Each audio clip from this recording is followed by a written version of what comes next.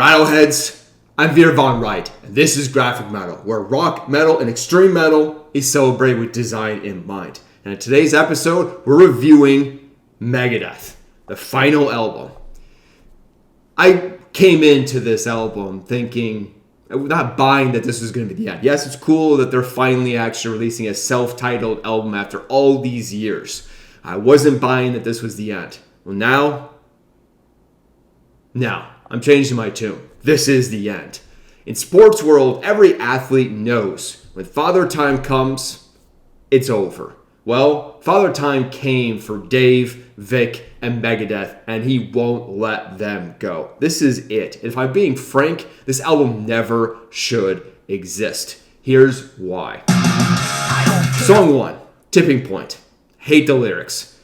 Tipping Point nor any of the lyrics are strong enough to hold up. It's yes, otherwise the song itself, the music, a halfway decent job of making it seem like Dave and the guys involved still have it, right, so to speak. But the lyrics are too cheesy. They just are not engaging enough to keep your interest. It's just also worth noting that it does a terrible job at setting the scene, right? We all know this. Song 1, track 1, it's everything to set the stage, set you in, invited you into the environment of what this album is going to be about, the setting, the mood, the environment, the characters, so forth. It sets the vibe, and this just does nothing for setting that vibe. It does nothing. Song 2, I don't care. Lyrics, again, way too cheesy, but at least this one comes with some bite and vigor, attitude, vibe, a clear intent as to what it's trying to do. And most importantly, as a longtime fan, gotta be honest, I'm excited to finally get a punk song. Not a cover or whatever MD45 is supposed to be. A true punk song. So at least there is that. Song 3. Hey God, please do us a favor and skip or delete this song. There's nothing good. I dare anyone to give me something to talk about with this one. It feels forced. There's zero emotion or zero feeling. It doesn't feel honest. On to the next one. Song 4, Let There Be Shred. Look, when Pantera wrote The Art of Shredding, the End, the Cowboys of Hell album, it worked, right? But they were a bunch of kids, and they were trying to find their way in exploring this new style, this new embodiment of music that they were going for. So it worked because it acted like a symbolic feeling and attitude of this new version of them, so it worked. But here, Let There Be Shred just feels absolutely pointless. There's just, at no point do I feel like the story, the lyrics match with whatever the hell is going on in the background. The musical notes on this is just completely random, it's pointless, it feels like nothing. Song 5, Puppet Parade. I got nothing. I got nothing to talk about this track. Skip it. Song 6, Another Day. Another bad day. I mean, this is another bad song. This is going from bad to worse. I seriously dare anybody to give anything good to talk about up to this point. Song 7, Made to Kill. Okay, at least we got a drumming intro, right? It's not the best by Dirk, but at least we got something. At least it perked me up for a second. It made me think of, okay, hey, let's keep going. Wave the flag. Seriously, wave it in, throw it in, just put us out of our misery. I mean, oh wait, 117. Okay, now we're talking. Finally, we get one of those classic change of direction, change of pace, classic moments of Megadeth. Finally. Song, still bad. But for God's sakes, at least it attempts to act like a Megadeth song. Song 8, Obey the Call. Beginning stinks, but the end? Okay.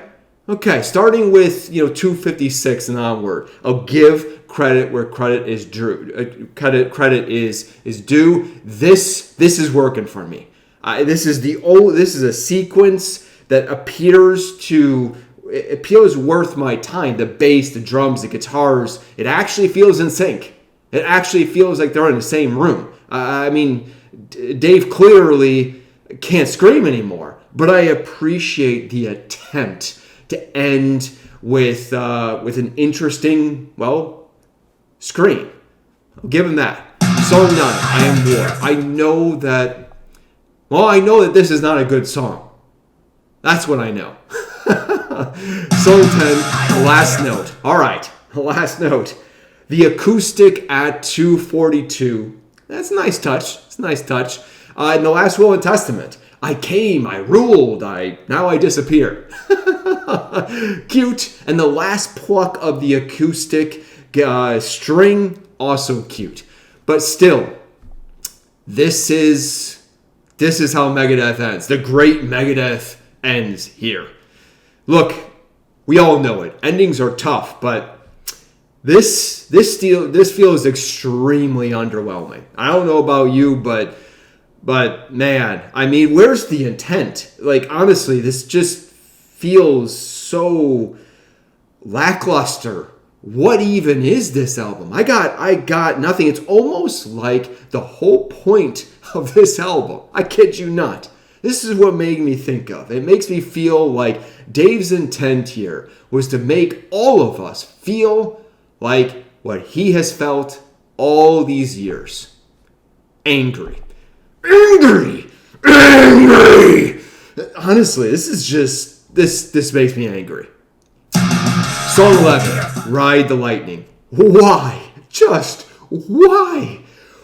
Ending with a Metallica song, let alone this song, makes sense. Problem?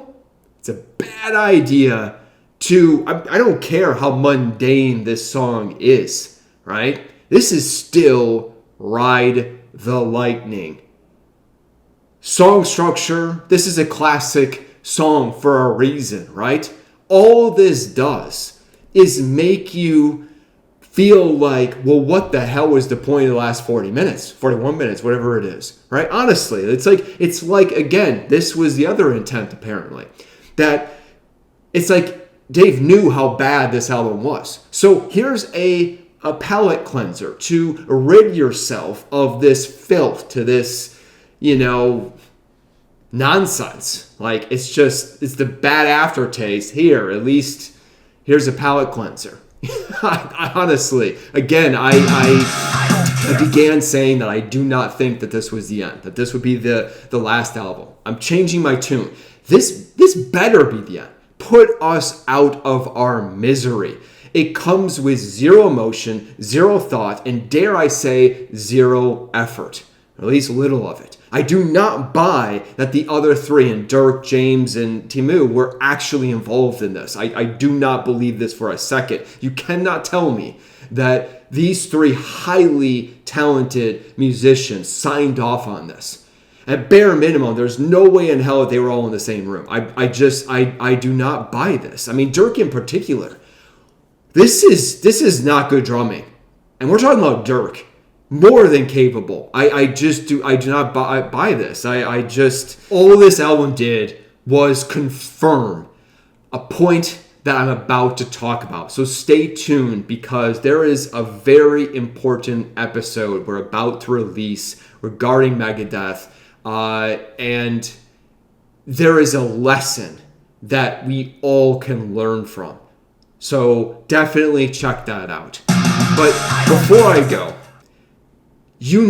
I have to end with something positive. Let's think about this. All right. There are, you know what? And to honor part of the big four, got four. Check out our latest episode. We review and rank all 17 of the album covers, right? And I'll give respect to the fact I appreciate the decision to go all white with the album cover. Now, obviously, ending with the self-titled obviously is good. Right? Number 2, I stand by my choice. In the other recent episode, Grafikmetal, we give you our top 43 songs. And the song selection at the time that we chose, because one of the rules is that no matter how bad any of the albums were, there had to be a representative from every single album, including this one. Number 3, the ending to Obey the Call. I'm digging that sequential moment of music. I am buying that they were all in the same room, and this makes sense. It actually truly was enjoyable to listen for that minute and a half or whatever it was. 4, the last note, literally, the last pluck of the acoustic guitar. I'm digging that last, note, the pluck. I like that. And yeah, the will and testament of Megadeth, the sneer, right? I came, I conquered, or I ruled, I think it was, and now I disappear. It's cute, it's clever, I'm fine with that. But that's it. I honestly, I can't say anything else good about this album. And, to make things worse, to dig in the wound even further, let's see. We got Creator, Testament, and Corner that just released killer. Not just okay, but killer, badass albums. It just makes this even more painful. Let alone, actually, even better, look at Megadeth's own last 2 albums, The Sick, The Dying, and Dystopia. It's night and day. Those were strong, conceptual, intentful albums that made you feel like there was a purpose behind them. There was experimentation and exploration, but it felt thematic. It felt like there was a purpose to them. This just comes off as a money grab. I hate to say it, but it's the truth. It feels like Father Time came, grab a hold, and this is it. Put us out of our misery. It's done. But as bad of a taste as this is, I will always cherish David. Cannot underestimate the importance of David, Vic, and the rest of the previous 40 years worth of musicians that came and went and was a part of this legacy, this iconic, heavy community of Megadeth. Greatly appreciate. What do you all think? Do you think that, actually, thank you, Vic. You now can stop rattling. All right. Honestly, what do you all think? Do you think that this is as bad or worse than, Extinction Level Event? Am I being too harsh? Did anybody out there like this? Honestly, what I hear, I can't wait to hear the comments. Until then, check out, again, the latest episodes. And most importantly, there is a very, very important takeaway that, something that needs to be said. Right? And so we're going to unpack this in another episode, still on Megadeth. And then we're going to circle back and continue the end of the year, best of albums. We're going to come back to that immediately. Until then, I'm Veer Von Wright. You've been watching Grafikmetal. Cheers and keep on rocking.